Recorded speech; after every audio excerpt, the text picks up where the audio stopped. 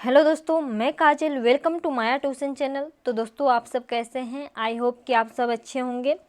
तो आज हम लोग देखने वाले हैं भारत के महत्वपूर्ण कृषि क्रांतियों को, और इससे जितने भी प्रश्न एग्जाम में पूछे गए हैं उसे कवर करने वाले हैं।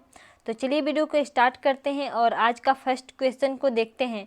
दोस्तों, फर्स्ट क्वेश्चन है कि भारत में हरित क्रांति के जनक कौन हैं? दोस्तों, भारत में हरित क्रांति के जनक जो हैं ये एम.एस. स्वामीनाथन हैं। दोस्तों, भारत में हरित क्रांति के जनक एम.एस. स्वामीनाथन हैं, आपको ध्यान में रखना है। चलिए नेक्स्ट क्वेश्चन को देखते हैं। नेक्स्ट क्वेश्चन है कि विश्व में हरित क्रांति के जनक कौन हैं? दोस्तों, विश्व में हरित क्रांति के जनक नॉर्मन बोरलॉग जी हैं। दोस्तों, नॉर्मन बोरलॉग जी विश्व में हरित क्रांति के जनक हैं। अगर आपको ऑप्शन में नॉर्मन बोरलॉग जी का नाम ना दे, अगर यहाँ पर सलीम अली जी का नाम दे दें, तो आपको ऑप्शन जो है ये सलीम अली लगाना है। दोस्तों, इन दोनों को विश्व के हरित क्रांति के जनक के रूप में जाना जाता है, सलीम अली जी को और नॉर्मन बोरलॉग जी को। दोस्तों, सलीम अली जी जो हैं ये एक पक्षी वैज्ञानिक थे। दोस्तों, सलीम अली जी पक्षी वैज्ञानिक थे, तो आपको ये भी ध्यान में रखना है। तो चलिए नेक्स्ट प्रश्न को देख लेते हैं। दोस्तों, नेक्स्ट प्रश्न है कि निम्नलिखित में से किसे हरित क्रांति का सर्वाधिक लाभ हुआ था? दोस्तों, वो कौन सा फसल था जिसको हरित क्रांति के अंतर्गत काफ़ी ज़्यादा लाभ हुआ था? दोस्तों, गेहूं के फसल जो है ये गेहूं के फसल को सबसे ज़्यादा लाभ हुआ था, और हरित क्रांति के अंतर्गत गेहूं के फसल जो है ये काफ़ी ज़्यादा अच्छा हुआ था। तो आपको इसे ध्यान में रखना है। चलिए नेक्स्ट प्रश्न को देखते हैं। नेक्स्ट है कि हरित क्रांति प्रयुक्त मुख्य पादप फसल कौन सा था? दोस्तों, जो हरित क्रांति के अंतर्गत बीज का यूज किया गया था ये मैक्सिकन गेहूं था। दोस्तों, हरित क्रांति के अंतर्गत मैक्सिकन गेहूं का प्रयोग किया गया था, और ये एक उच्च किस्म का बीज था जो कि ये अच्छा प्रदर्शन भी किया हरित क्रांति के अंतर्गत, और जो गेहूं के फसल में काफ़ी तेज़ी लाया। तो आपको इसे ध्यान में रखना है। चलिए नेक्स्ट क्वेश्चन को देखते हैं। नेक्स्ट क्वेश्चन है कि निम्नलिखित कथन में से कौन सा कथन सत्य है? तो चलिए देखते हैं। फर्स्ट जो है ये उच्च उत्पादन देने वाले किस्म के बीज, सिंचाई और ग्रामीण विद्युतीकरण, ग्रामीण सड़क और विपणन, ये दोस्तों ये सभी जो है ये हरित क्रांति के अंतर्गत शामिल किए गए थे। तो आपको इसे ध्यान में रखना है कि इसका आंसर जो होगा इनमें से सभी होगा। चलिए नेक्स्ट प्रश्न को देखते हैं। दोस्तों, हरित क्रांति के अंतर्गत कुल कितने घटक थे? हरित क्रांति के अंतर्गत कुल 12 घटक थे, आपको ध्यान में रखना है। चलिए नेक्स्ट प्रश्न को देखते हैं। निम्नलिखित में से हरित क्रांति किससे संबंधित था? दोस्तों, हरित क्रांति जो है ये खाद्य उत्पादन से संबंधित था। और नेक्स्ट प्रश्न को देखते हैं कि निम्नलिखित में से बादामी क्रांति जो है ये किससे संबंधित था? दोस्तों, बादामी क्रांति जो है ये मसाले के उत्पादन से संबंधित है, तो आपको ध्यान में रखना है। नेक्स्ट प्रश्न है कि निम्न में से श्वेत क्रांति से संबंधित कौन है? दोस्तों, श्वेत क्रांति से संबंधित दूध का उत्पादन से संबंधित है श्वेत क्रांति का। नेक्स्ट प्रश्न है निम्नलिखित में से पीली क्रांति किससे संबंधित है? पीली क्रांति जो है दोस्तों ये तिलहन उत्पादन से संबंधित था। नेक्स्ट है कि गुलाबी क्रांति किससे संबंधित है? दोस्तों, गुलाबी क्रांति जो है ये प्याज और झींगा दोनों के उत्पादन से संबंधित है, तो आपको ध्यान में रखना है। बहुत ज़्यादा इम्पोर्टेंट प्रश्न है। नेक्स्ट क्वेश्चन है कि काली क्रांति किससे संबंधित है? दोस्तों, काली क्रांति जो है ये कच्चा तेल उत्पादन से संबंधित है।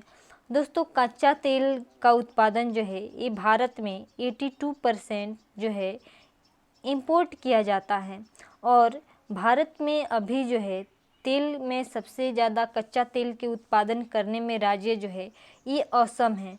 तो आपको ध्यान में रखना है कि असम राज्य नंबर 1 पर है कच्चा तेल उत्पादन करने में, और गुजरात जो है नंबर 2 पे है, राजस्थान नंबर 3 पे है। पहले जो था ये मुंबई हाई था, लेकिन अब जो है ये असम राज्य नंबर 1 पर है, तो आपको इसे ध्यान में रखना है। तो चलिए नेक्स्ट प्रश्न को देख लेते हैं। नेक्स्ट प्रश्न है कि निम्नलिखित में से कौन सा एक भारत में नीली क्रांति से संबंधित है। दोस्तों नीली क्रांति से संबंधित जो है ये मत्स्य पालन है, तो आपको ध्यान में रखना है कि मछली का पालन नीली क्रांति से संबंधित है। नेक्स्ट प्रश्न को देख लेते हैं। दोस्तों आप सब देख सकते हैं कि कैसे कैसे प्रश्न मैं ऐड की हूँ, जो कि आपके एग्ज़ाम के पॉइंट ऑफ व्यू से काफ़ी इम्पोर्टेंट है। तो आप किसी भी वीडियो को बिल्कुल स्किप मत करिएगा और किसी भी क्वेश्चन को मिस मत करिएगा, क्योंकि बहुत ज़्यादा इम्पोर्टेंट क्वेश्चन है ये सभी। दोस्तों निम्नलिखित जो विश्व के किस देश में सबसे पहले हरित क्रांति की शुरुआत की गई थी। दोस्तों सबसे पहले मेक्सिको में हरित क्रांति का शुरुआत की गई थी, और इसे ध्यान में रखना है कि मेक्सिको में हरित क्रांति का शुरुआत की गई थी। और विश्व में हरित क्रांति के जनक नॉर्मन बोरलॉग जी हैं। और चलिए नेक्स्ट प्रश्न को देख लेते हैं कि किस वर्ष मेक्सिको में हरित क्रांति का शुरुआत हुआ था। मेक्सिको में हरित क्रांति का शुरुआत 1951 में किया गया था, और ये हरित क्रांति का शुरुआत 1951 में किया गया था। और भारत में जो है हरित क्रांति का शुरुआत जो है 1966 में किया गया था। भारत में 1966 और मेक्सिको में 1951 में, तो इसे ध्यान में रखना है। नेक्स्ट प्रश्न है दोस्तों कि हरित क्रांति शब्द पहली बार किसके द्वारा उपयोग किया गया था। दोस्तों बहुत ही कन्फ्यूजन देने वाली ये क्वेश्चन है, तो आपको इसे, अगर आप इस प्रश्न का आंसर आपको नहीं पता होगा तो आप इसे गलती लगा देंगे। दोस्तों नॉर्मन बोरलॉग जी हैं जो हैं ये विश्व में हरित क्रांति के जनक के रूप में जाने जाते हैं, लेकिन हरित क्रांति शब्द का प्रयोग जो है ये विलियम ग्रांडे ने किया था। दोस्तों विलियम ग्रांडे ने हरित शब्द का प्रयोग किया था। विश्व में हरित क्रांति के जनक भले ही नॉर्मन बोरलॉग जी हैं, लेकिन ग्रांडे जी ने इस शब्द का, हरित क्रांति शब्द का प्रयोग किया था। तो इसे ध्यान में रखना है, आपको बिल्कुल भी कंफ्यूज नहीं होना है, सही ऑप्शन चुनना है। नेक्स्ट प्रश्न है कि भारत में हरित क्रांति की शुरुआत कब हुई थी। दोस्तों भारत में जो है हरित क्रांति का शुरुआत 1966 में हुई थी। तो आपको ध्यान में रखना है कि 1966 में भारत में हरित क्रांति की शुरुआत हुई थी। दोस्तों आप सब जानते होंगे कि 1962 में जो है ये भारत और चीन युद्ध हुआ था। भारत से चीन से 1962 में युद्ध हुआ था, और 1965 है इस समय पाकिस्तान से युद्ध हुआ था।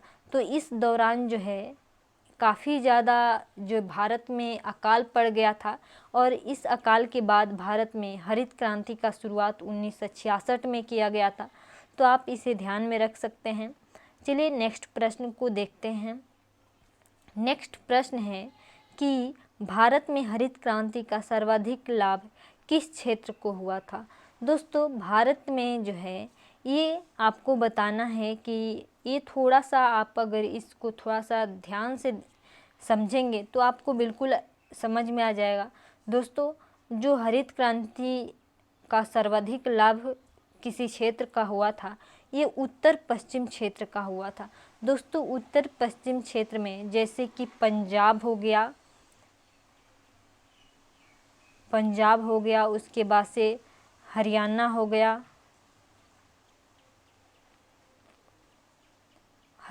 गया, उसके बाद से जो यूपी जो है, इसका यूपी का जो पश्चिमी भाग है, इसमें जो है हरित क्रांति का इस क्षेत्र को सर्वाधिक लाभ हुआ था। दोस्तों ये 3 क्षेत्र हैं जिनको हरित क्रांति के अंतर्गत सर्वाधिक लाभ हुआ था और यहाँ पर गेहूँ की जो फसल है ये काफ़ी ज़्यादा उगाई जाती हैं और गेहूँ के फसल में काफ़ी ज़्यादा पैदावार भी हुआ था हरित क्रांति के अंतर्गत, तो इसे ध्यान में रखना है। चलिए नेक्स्ट प्रश्न को देखते हैं। ऑपरेशन फ्लड जो है दोस्तों ये किससे संबंधित है?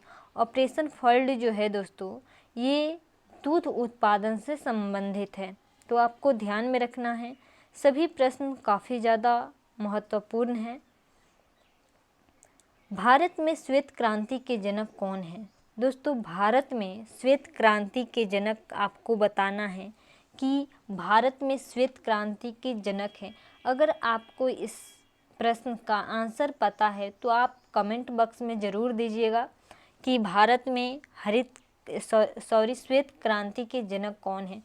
दोस्तों श्वेत क्रांति के जनक वर्गीज कुरियन हैं, आपको इसे ध्यान में रखना है, काफ़ी ज़्यादा इम्पोर्टेंट प्रश्न है। वर्गीज कुरियन जो है ये श्वेत क्रांति के जनक है। नेक्स्ट प्रश्न देखते हैं। नेक्स्ट प्रश्न है भारत में दूध का सर्वाधिक उत्पादन किस राज्य में होता है? दोस्तों भारत में सबसे ज़्यादा दूध का उत्पादन जो है ये उत्तर प्रदेश राज्य में होता है। इसे आपको ध्यान में रखना है कि उत्तर प्रदेश राज्य में जो है ये दूध का उत्पादन सबसे ज़्यादा होता है। नेक्स्ट प्रश्न को देखते हैं। नेक्स्ट प्रश्न है कि भारत में श्वेत क्रांति से सर्वाधिक लाभ किस राज्य को हुआ? दोस्तों श्वेत क्रांति जो है ये दूध उत्पादन से संबंधित है और सबसे ज़्यादा भारत में दूध उत्पादन उत्तर प्रदेश राज्य से होता है। भले ही उत्तर प्रदेश राज्य से सबसे ज़्यादा दूध का उत्पादन होता है, लेकिन श्वेत क्रांति का शुरुआत जो हुआ था इस श्वेत क्रांति के अंतर्गत सबसे ज़्यादा लाभ गुजरात राज्य को हुआ था। दोस्तों श्वेत क्रांति में सर्वाधिक लाभ गुजरात राज्य का हुआ था। उत्तर प्रदेश जो है ये दूध उत्पादन में सबसे नंबर 1 पर है, लेकिन श्वेत क्रांति के अंतर्गत गुजरात राज्य का सबसे ज़्यादा लाभ हुआ था, आपको ध्यान में रखना है। चलिए नेक्स्ट प्रश्न देखते हैं। दोस्तों देश में अमूल का मुख्यालय कहाँ है? दोस्तों अमूल का मुख्यालय आनंद में है। दोस्तों आनंद में अमूल का मुख्यालय है और अमूल जो है दोस्तों ये इसका फुल फॉर्म होता है अमूल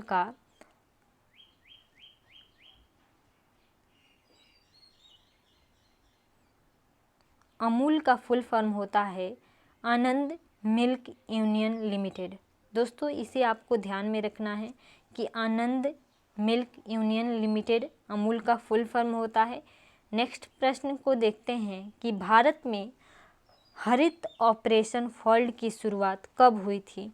दोस्तों भारत में जो हरित ऑपरेशन फ्लड जो है इसका शुरुआत जो है 1970 में हुआ था।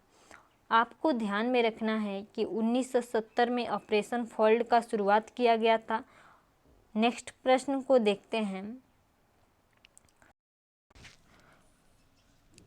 हरित क्रांति ने खाद्यान्न उत्पादन में देश को आत्मनिर्भर बनाया, परंतु इसके कुछ अन्य परिणाम भी हुए।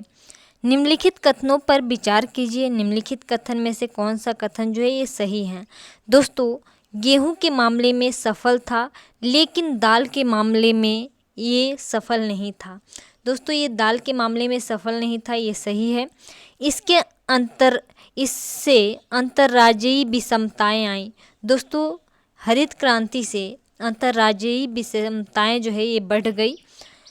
मृदा का उर्वरता को वापस लौटने में सहायता की। दोस्तों हरित क्रांति में मृदा का जो है उर्वरता कम हो गया था, बल्कि लौटा नहीं था, क्योंकि इसमें उच्च किस्म के बीज का प्रयोग किया गया था और इसे उर्वरक ज़्यादा दिया गया और पानी भी ज़्यादा दिया गया, जिसके कारण जो है मृदा का उर्वरता क्षमता जो है ये कम हो गया था, तो ये गलत है।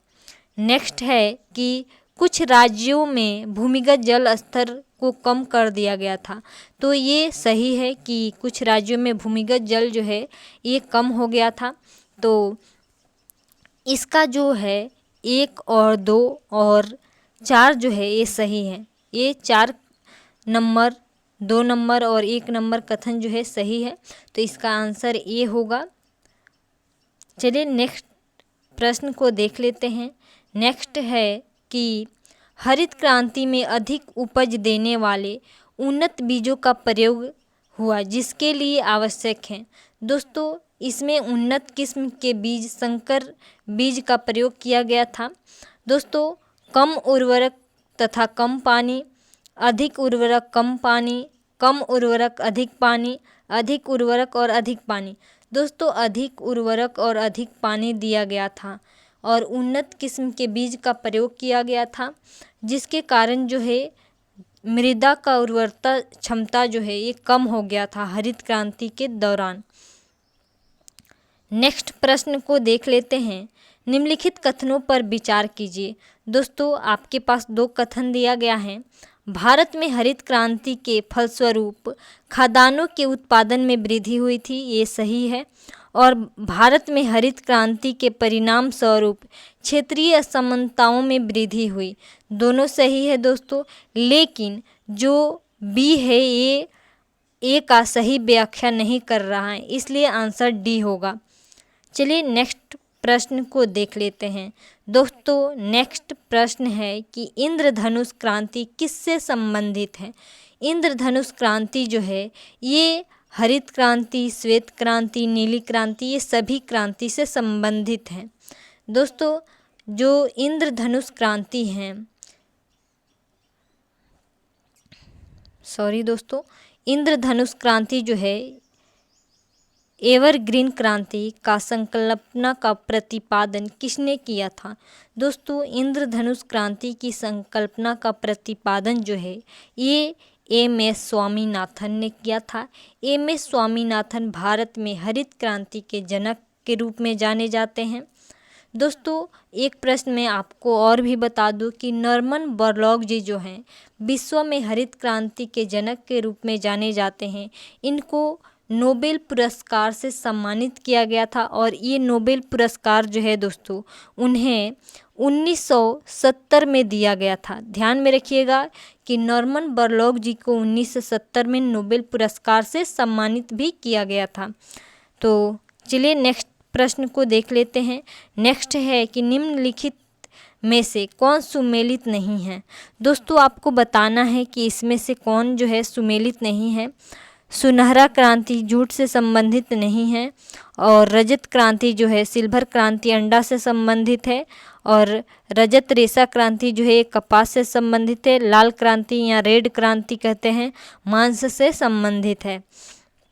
दोस्तों जो ये सुनहरी क्रांति जो है, ये जो गोल्डन क्रांति जो है ये जूट से संबंधित नहीं है, बल्कि गोल्डन क्रांति फल से संबंधित है। अगर यही गोल्डन फाइबर रहता तो ये जूट से संबंधित होता, लेकिन गोल्डन क्रांति फल से संबंधित है, सुनहरी क्रांति जो है फल से संबंधित है।